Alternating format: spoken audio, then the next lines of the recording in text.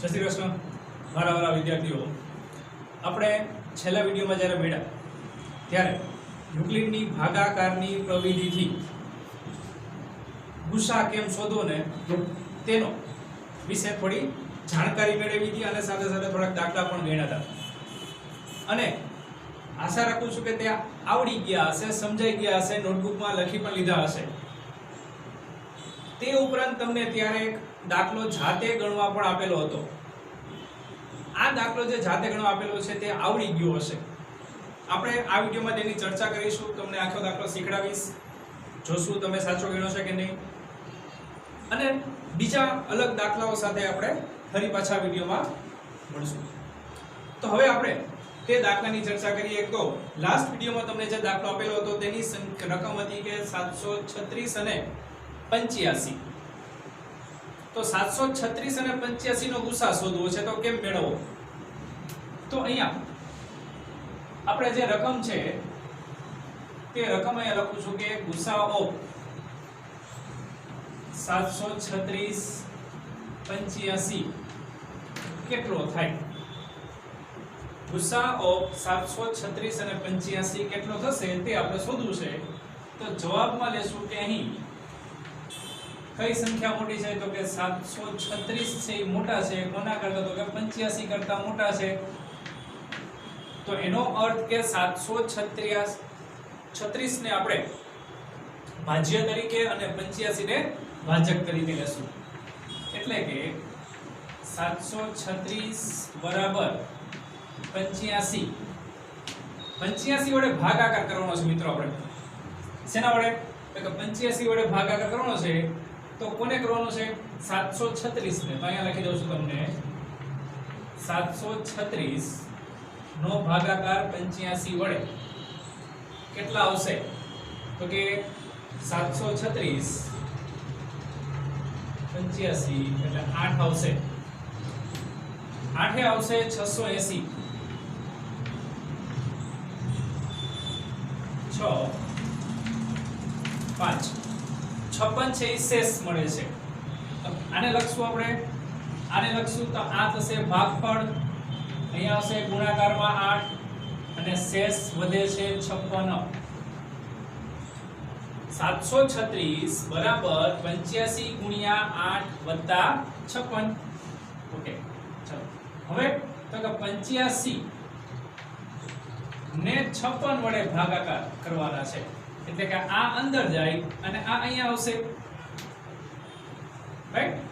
ચલો 56 વડે ભાગાકાર કરીએ 85 ને તો 56 એકા 56 જ આવશે. 9 કેટલી શેષ મળશે? તો કે 29. 29 શેષ મળી.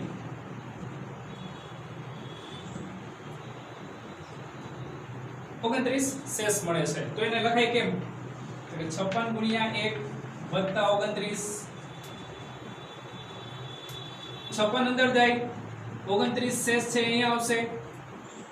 તો 56 છે અહીંયા લખવાનું આપણે બરાબર 29 ગુણ્યા કેટલા આવશે? તો કે જોઈએ 29 56 ફરી પાછું 1 વડે ભાગ ચાલે છે.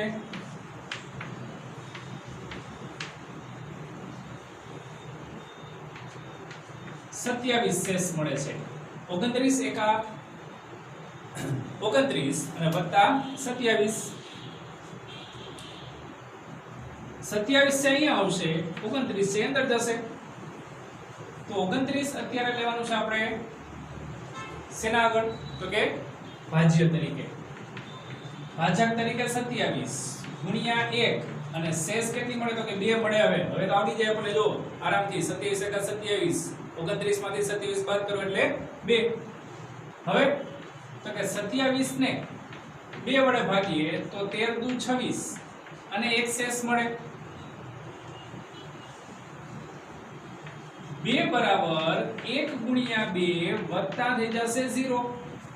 જ્યાં સુધી શેષ 0 ન મળે ત્યાં સુધી આપણે ભાગાકારની ક્રિયા કરવાની, એવું યુક્લિડે કીધું છે આપણને. જ્યાં સુધી શેષ 0 ન મળે ત્યાં સુધી ભાગાકારની ક્રિયા કરવાની. તો આ થશે અંતિમ શૂન્યતર શેષ. આ બધી શેષ છે, આ શૂન્ય શેષ કહેવાય, અને આ શૂન્યતર, આ બધી શૂન્યતર છે, પણ એમાં અંતિમ છે એ 1 છે. અથવા અંતિમ ભાજક પણ શું છે તો કે 1. તો તેથી અંતિમ ભાજક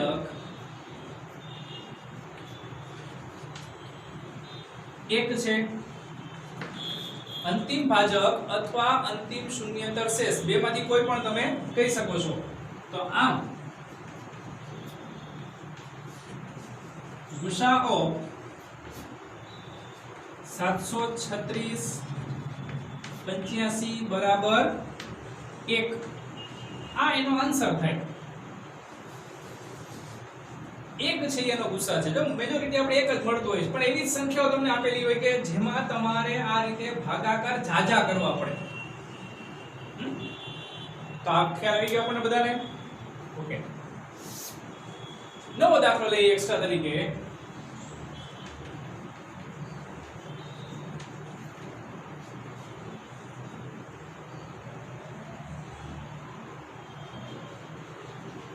યુક્લિડની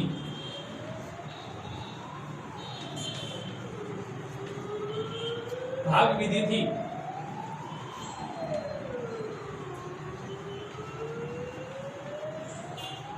ગુસાઅ 10,211 અને 2517 શોધો. 10,211 અને 2517 નો ગુસા આપણે યુક્લિડની ભાગ પ્રવિધિથી શોધવો છે. આ પણ એક્સ્ટ્રા તરીકે છે. આપણે આની પ્રેક્ટિસ, કારણ કે આ દાખલા પૂછાઈ શકે એવા છે 2 માર્કમાં, એટલે આની પ્રેક્ટિસ થોડી વધારે આપણે કરીએ છીએ. તો અહીંયા આપણે જે લેવાની છે બે સંખ્યા કઈ કઈ છે તો કે 10,211 અને 2517. તો બંનેમાં કઈ સંખ્યા મોટી છે? અહીં 10,211 ગ્રેટર ધેન છે 2517. તો ભાજ્ય તરીકે અને ભાજક તરીકે શું આવે? તો ભાજ્ય તરીકે આ સંખ્યા આવશે 10,211 અને ભાજક તરીકે આવશે 2,517. તો તેથી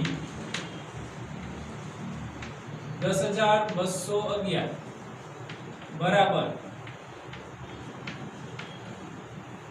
કેટલા ભાગફળ તરીકે આવે તે જોઈએ. તો અહીંયા આપણે ભાગાકાર કરવા જોશે. તો ભાગાકાર કરીએ કે 10,211 નો ભાગ કરીએ આપણે 2517 વડે. તો 25 ચોકુ 100 એટલે ઓલમોસ્ટ 4 વડે ભાગ ચાલશે.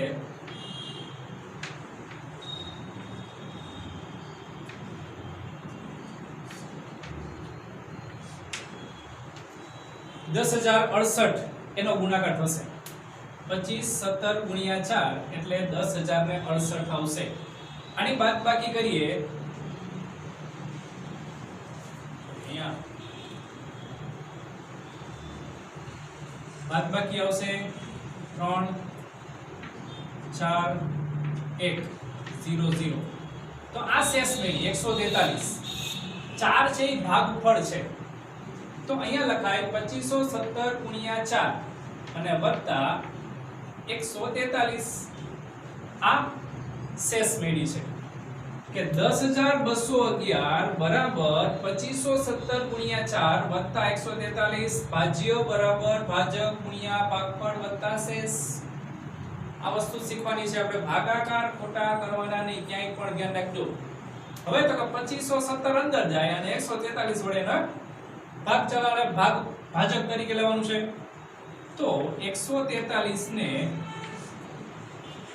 2517 વડે ભાગાકાર કરીએ. 14 ગોઠિયા છે એટલે 1 વડે ભાગ ચાલશે. અહીંયા આવશે 143. તો 108 અહીં તે શેષ મળી, પણ હજી 7 ઉપર ઉતારવાના બાકી છે. 143 ગુણ્યા 7 એટલે આવશે 1,000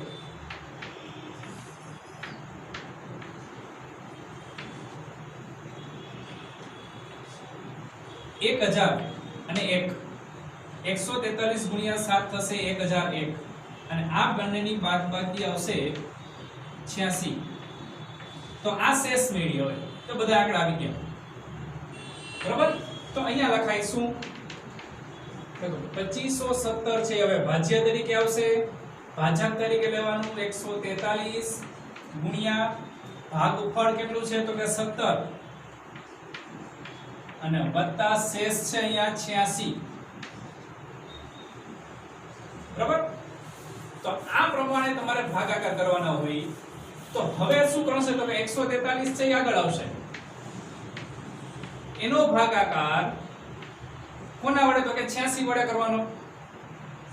તો 143 ને 86 વડે ભાગીએ તો એક વડે જ ભાગ ચાલે. 86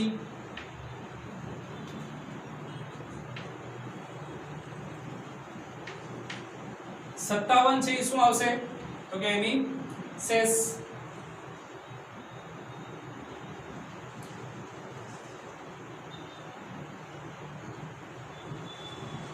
એકસો 43 ને કેટલા વડે તો કે 86 વડે ભાગીએ એટલે 57 છે એ શેષ આવશે.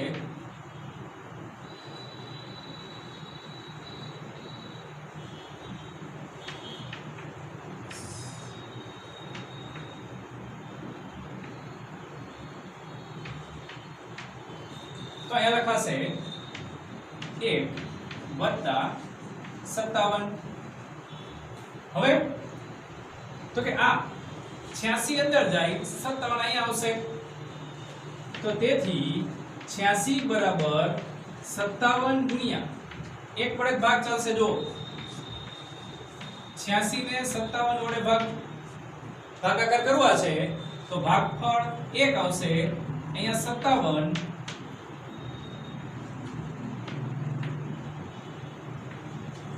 29 શેષ મળે છે. તો વત્તા લખાય 29. 86 બરાબર 57 ગુણ્યા 1 વત્તા 29. તો હવે 57 અંદર જાય 29 છે ભાજક તરીકે આવે. 57 બરાબર 29 ગુણ્યા ફરી પાછું એક વડે જો ભાગ ચાલશે. 57 ભાગ્યા 29 1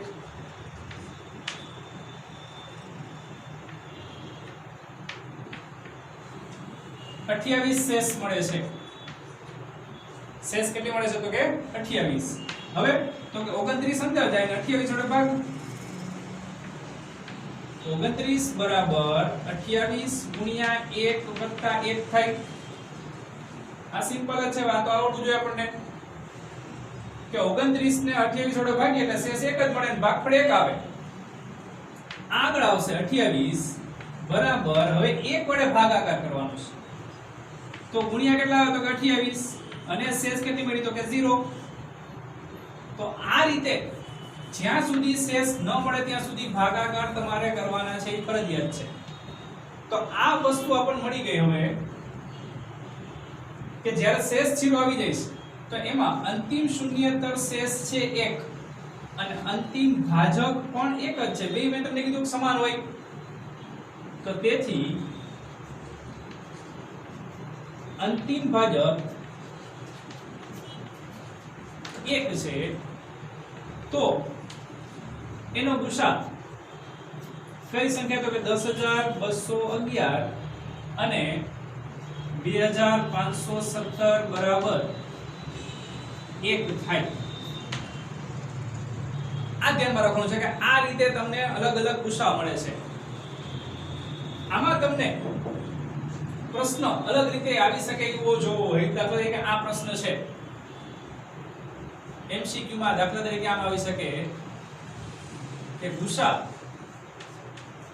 736 85 બરાબર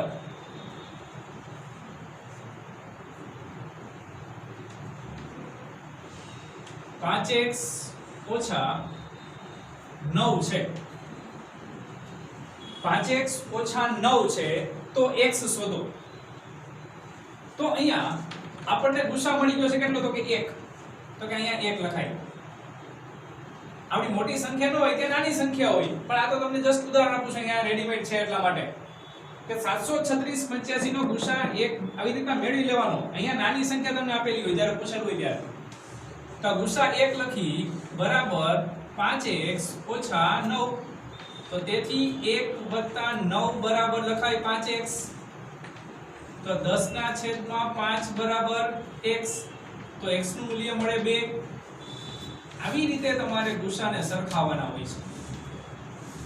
આ ખ્યાલ આવ્યો બધાને કે આ એમસીક્યુ માટેનો પ્રશ્ન થયો કે અહીંયા તમને બે નાની સંખ્યા મળે. આ તો રેડીમેડ અહીંયા છે ગુસા 1 એટલે લઈ લીધું છે. પેન કે સી સિવાય કંઈ પણ સંખ્યા આપેલી હોય તો આવી રીતે x ની કિંમત શોધી શકાય છે. આ 5x ઓછા 9 છે. બરાબર?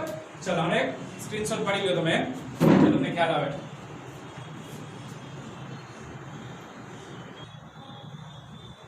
ચલો તો હવે આગળ નવો દાખલો લઈએ. આ પણ એક્સ્ટ્રા દાખલા તરીકે જ છે કે બે સંખ્યાઓ તમને આપેલી હોય, એ બે સંખ્યાઓનો ગુસા શોધવાનો છે. આ બે સંખ્યાઓ આપણે લઈએ છીએ. ફરી પાછું એક્સ્ટ્રા દાખલા તરીકે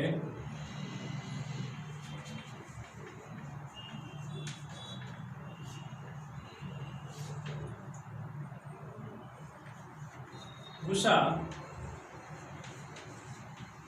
233 144 યુક્લિડની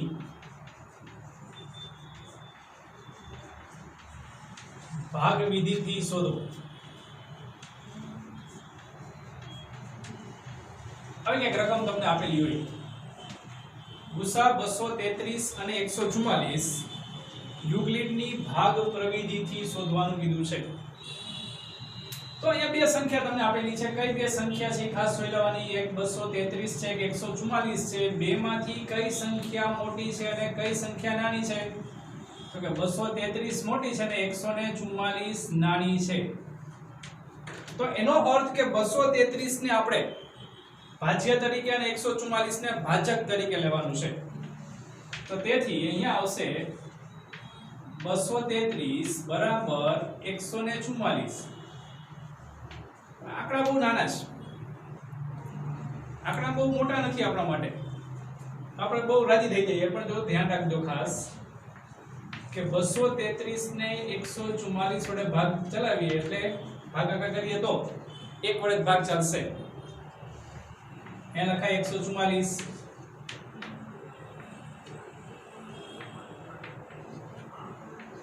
શેષ મળે છે આપણને કેટલી? તો કે 89. ભાગફળ 1, તો અહીંયા 1 વત્તા લખાય 89.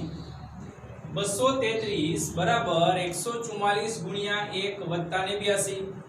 શું થાય? તો કે 144 અંદર જાય, 89 વડે ભાગાકાર કરવાનો છે એટલે અહીંયા લખીએ આપણે 144 નો ભાગાકાર કેટલા વડે? તો કે 89 વડે. ફરી પાછું 89 એકા 89, અહીંયા આવશે 5. કેટલા આવે છે? તો કે 55.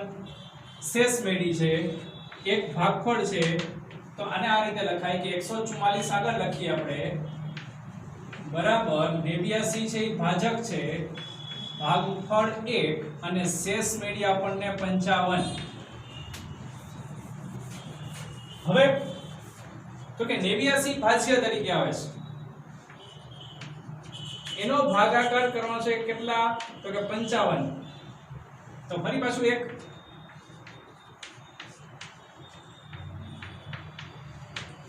કેટલા આવશે? તો કે 34 છે એ આપણા માટે શેષ વધે છે. તો 89 ને 55 વડે ભાજક તરીકે લઈએ, એક ભાગફળ છે અને વત્તા છે 34 શેષ.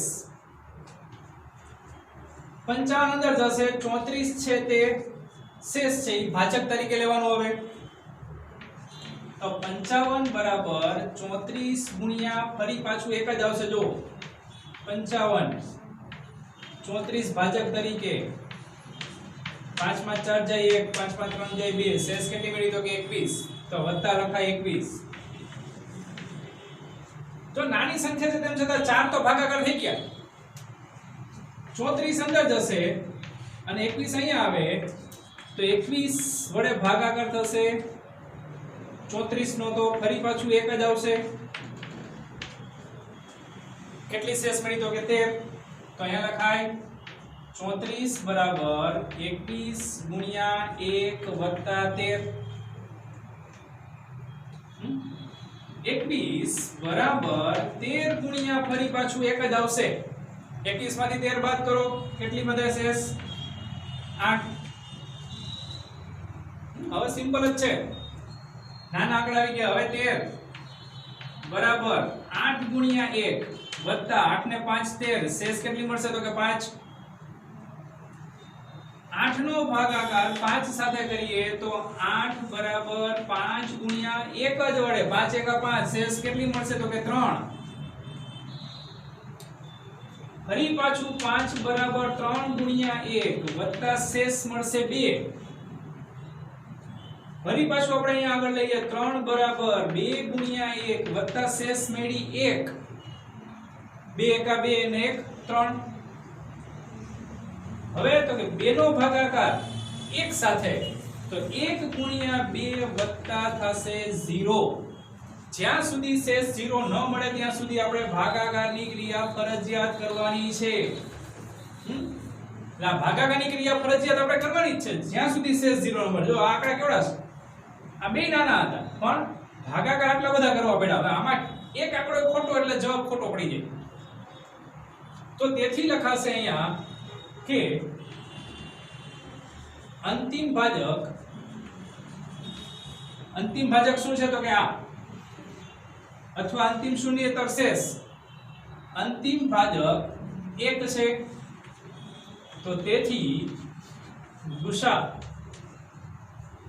કોનો કોનો તો કે 233 144 બરાબર 1 થાય. આ એનો આન્સર થયો યુક્લિડની ભાગ પ્રવિધિથી. આ પેલી બે સંખ્યાનો ગુસા મળે છે 1. માની લો કે ત્યાં તમને 3 સંખ્યા પેલી હોત તો આ તો બે સંખ્યા છે એની જગ્યાએ 3 સંખ્યા હોત તો શું કરવું? બે સંખ્યાની જગ્યાએ 3 સંખ્યા, તો 3 સંખ્યાનો ભાગાકાર કેમ કરવો? યુક્લિડે ખાલી બે સંખ્યા માટે જ કીધું છે ભાગાકાર કરવાનું, ત્રીજી સંખ્યા માટે કીધું નથી. પણ હવે ત્રીજી સંખ્યા પણ આપેલી હોય અને કીધું હોય કે યુક્લિડની રીતે ભાગાકાર કરીને ગુસા શોધો, તો કેમ મેળવવો જે આપણે નેક્સ્ટ વિડિયોમાં જોશું. ખ્યાલ આવ્યો? નેક્સ્ટ વિડિયોમાં આપણે 3 સંખ્યાઓનો પણ ભાગાકાર કરીને યુક્લિડની રીતથી ગુસા મેળવી શકાય તે જોવાના છીએ. આનો એક સ્ક્રીનશોટ પાડી લો. ચાલો